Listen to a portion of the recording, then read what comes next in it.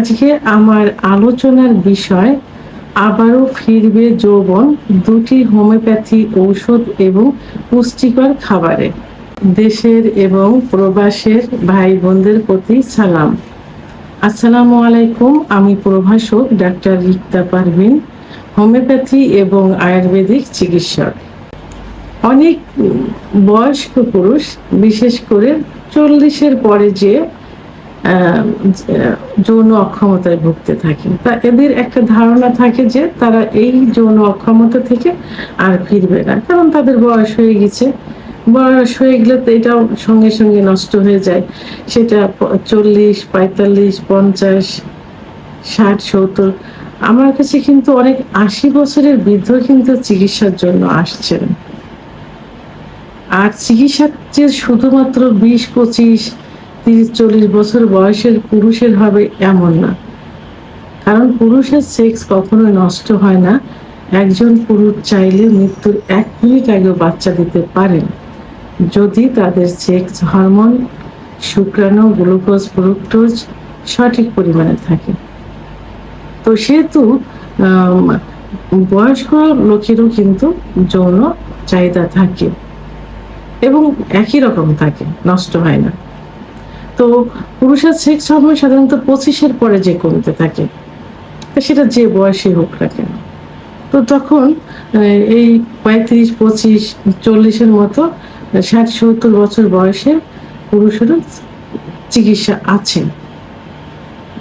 তবে দেখা যায় যে 25-এর পরে যে ডায়াবেটিস, উচ্চ রক্তচাপ, হার্টের সমস্যা, কোলেস্টেরল, বিভিন্ন সমস্যা, লিভারের সমস্যা ইত্যাদি সমস্যা থাকে, তখন সেই রোগ বুঝে যদি ডায়াবেটিস কন্ট্রোলে থাকে, প্রেশার কন্ট্রোলে থাকে, কোলেস্টেরল কন্ট্রোল থাকে এবং প্রপারলি ডাক্তারের চিকিৎসাধীন থাকে, তাহলে তাদের জন্য বয়স অনুযায়ী তাদের বডি স্ট্রাকচার, বডির অনুযায়ী কিন্তু চিকিৎসা দেওয়া যায় এবং চিকিৎসা নিয়ে থাকে এবং এটাতে কাজ হয় ইনশাল্লাহ।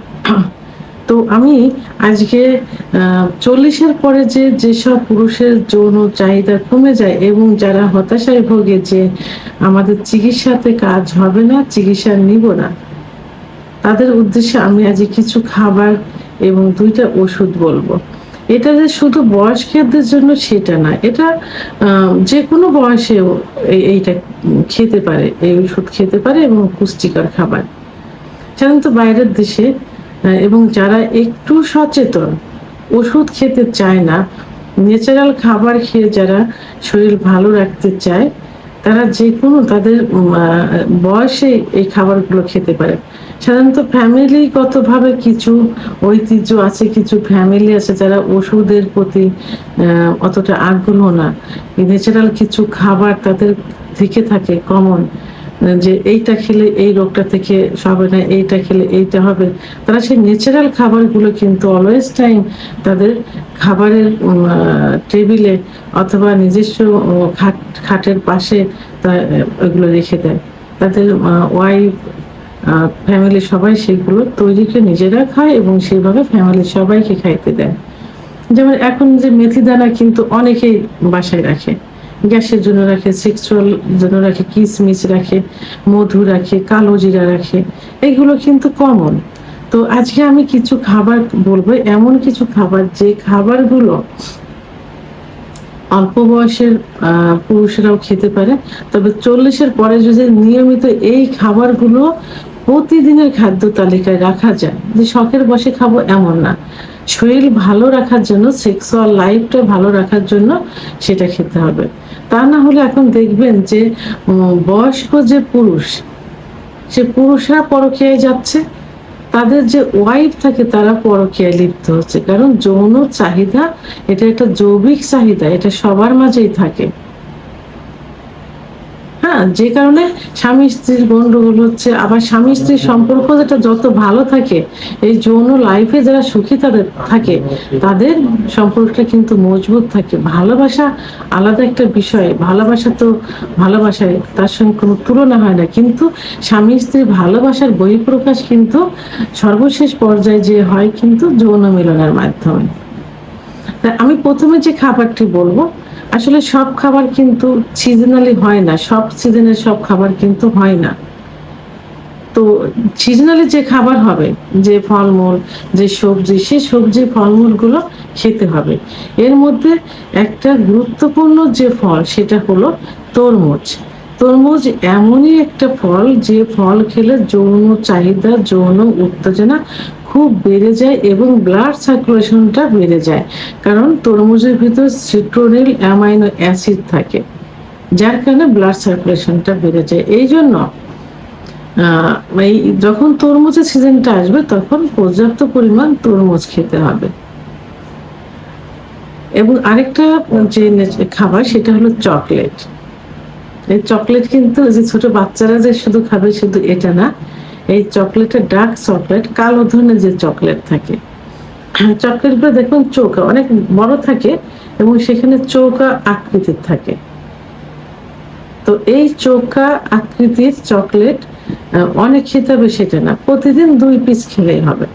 সকালে একটা খেলেন, রাত্রে একটা খেলেন। যাদের ডায়াবেটিস থাকে তারা একটা করে খাইতে পারেন।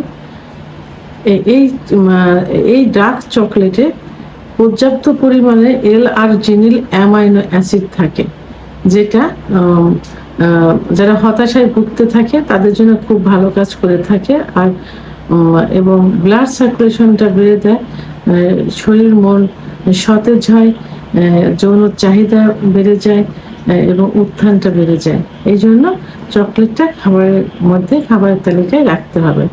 আরেকটা যে খাবার সেটা হলো পেস্তা এবং কাঠবাদাম।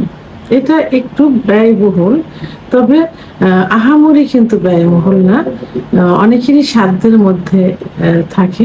তো এটা যে অনেক খেতে হবে সেটা না, এটা পরিমাণ মতো। সকালে 2টা খেলেন কি 3টা খেলেন, রাত্রে 2টা খেলেন কি 3টা খেলেন। তো এটা কিন্তু এটা কি করে যে স্পাম, যে বীর্যটা, অনেকে বলে যে বীর্যটা কমে গেছে, বীর্যটা পাতলা হয়ে গেছে, তাদের জন্য এটা খুব ভালো কাজ করে থাকে। এটা বীর্য উৎপন্ন করে থাকে, পাশাপাশি বীর্যের ভিতরে যে উপাদানগুলো থাকে সেই উপাদানগুলো সঠিক পরিমাণে তৈরি করতে সহায়তা করে থাকে। এই জন্য প্রতিদিনের খাবারের তালিকা অবশ্যই বাদাম, কাঠবাদাম এবং পেস্তা বাদাম রাখতে হবে। আরেকটা যেটা বলবো সেটা হলো জাফরান। জাফরানও একটু ব্যয়বহুল। তো এই জাফরানটা যদি মানসিক যে যারা চাপে থাকে, মানসিক উদ্বেগে থাকে যারা, তাদের মনকে রিল্যাক্সে আনার জন্য জাফরানটা খেতে পারেন। জাফরানের একটা খেতে পারেন, একটা দানা খেতে পারেন। এটা দুধের সঙ্গে মিশিয়েও খেতে পারেন। এটাও কিন্তু যৌন উত্তেজনা এবং সেক্স চাহিদা বাড়াতে, সময় বৃদ্ধি করতে এবং যৌন অক্ষমতা ফিরিয়ে ক্ষমতা আনতে কিন্তু ভালো কাজ করে থাকে। আরেকটা যে খাবার সেটা হলো ডিম। আমরা কম বেশি সবাই কিন্তু জেনে থাকি যে ডিম যৌন চাহিদাটা বাড়িয়ে দেয়, অর্থাৎ সেক্স উত্তেজনা বৃদ্ধি করে। তো এই ডিমটা ফার্মের ডিম না খেয়ে অবশ্যই হাঁসের ডিম খেতে হবে অথবা দেশি মুরগির ডিম খেতে হবে। হাঁসের ডিমে ক্যালোরিটা বেশি থাকে। এটা সেদ্ধ করে খেতে হবে, অবশ্যই আধা সেদ্ধ খেতে হবে যেন কুসুমটা পুরো সেদ্ধ না হয়ে যায়। আবার এটা পোস্ট করে খাওয়া যেতে পারে। প্রতিদিন 2টা করে খাইলে ভালো হয়, 7 দিনের মধ্যে আনার জন্য একটা করেও খাইতে পারেন। একটি খাবার হলো কলা। কলাটা কম বেশি সবাই খেয়ে থাকেন, কিন্তু প্রতিদিন খাবারের তালিকায় কলাটা রাখলে ভালো হয়। এটা সকালে একটা এবং রাত্রে একটা। যাদের ডায়াবেটিস থাকে তারা একটা করে খেতে পারে। মিষ্টি যদি বেশি হয়ে থাকে তাহলে হাফটা খেতে পারেন। এই কলাটাও কিন্তু যৌন চাহিদা বাড়াতে গুরুত্বপূর্ণ ভূমিকা পালন করে থাকে। মধু সম্পর্কে সবারই কম বেশি ধারণা আছে এবং মধু যে সেক্স পাওয়ার বৃদ্ধি করতে সাহায্য করে থাকে এটা খুব অনেকেই জানে, অনেকে জানার ভিতর থাকে। এটা অবশ্যই কুসুম গরম পানির সঙ্গে কিন্তু মিশিয়ে খেতে হবে। সকালে খালি পেটে 1 চামচ এবং রাত্রে খালি পেটে 1 চামচ কুসুম গরম পানির সঙ্গে মিশিয়ে খেতে হবে। যাদের ডায়াবেটিস থাকে তারাও এটা খেতে পারে 2 চামচ প্রতিদিন, কারণ মধুর ভিতরে ন্যাচারাল সুগার থাকে। তো এই জন্য 1-2 চামচ ডায়াবেটিসের রোগীরাও কিন্তু খেতে পারেন। অন্য যে ওষুধ যেটা বলবো যে ন্যাচারাল খাবার সেটা হলো রসুন। রসুনটা কিন্তু যাদের লিঙ্গটা ছোট হয়ে যায়, চিকন হয়ে যায়, লিঙ্গে খর্বতা দেখা যায়, তাদের জন্য খুব ভালো কাজ করে থাকে। কারণ রসুন ব্লাড সার্কুলেশন বৃদ্ধি করে, হার্টের ব্লাড সার্কুলেশন বৃদ্ধি করে, এবং এটা যে ব্লাডগুলো ক্লড আকারে থাকে সেটা ছড়িয়ে দিতে সাহায্য করে থাকে, যার কারণে লিঙ্গের ভিতরে যে ব্লাড সার্কুলেশনটা বাড়িয়ে দেয়। এই জন্য রসুন খেতে হবে। তো কাঁচা রসুন খেলে অনেকের গ্যাস বেড়ে যায়, এই জন্য রসুন আপনারা রাত্রে যদি একটু মধু থেতলে মধুর ভিতর ভিজিয়ে সকালে খাইতে পারেন, অথবা হালকা একটু তেলে ভাজে কি ঘিতে ভাজি করেও খেতে পারেন।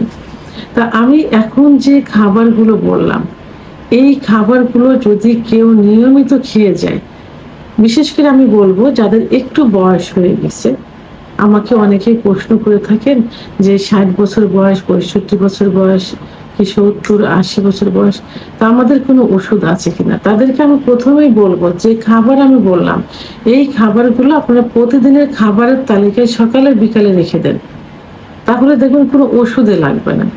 আর যাদের যৌন অক্ষমতা এখনো আসেনি, যারা ভালো আছেন, তারা এই খাবারগুলো খেয়ে যান, আপনাদের যৌন অক্ষমতা আসবে না, কোনো ওষুধ খেতে হবে না।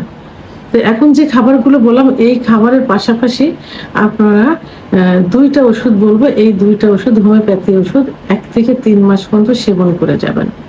1 নম্বর যে ওষুধ সেটি হলো damiana mother tincture. Damiana mother tincture ওষুধটি সেক্স উত্তেজনা বৃদ্ধি করতে, সময় বৃদ্ধি করতে, ব্লাড সার্কুলেশন বৃদ্ধি করতে, সব ক্ষেত্রে ভালো কাজ করে থাকে।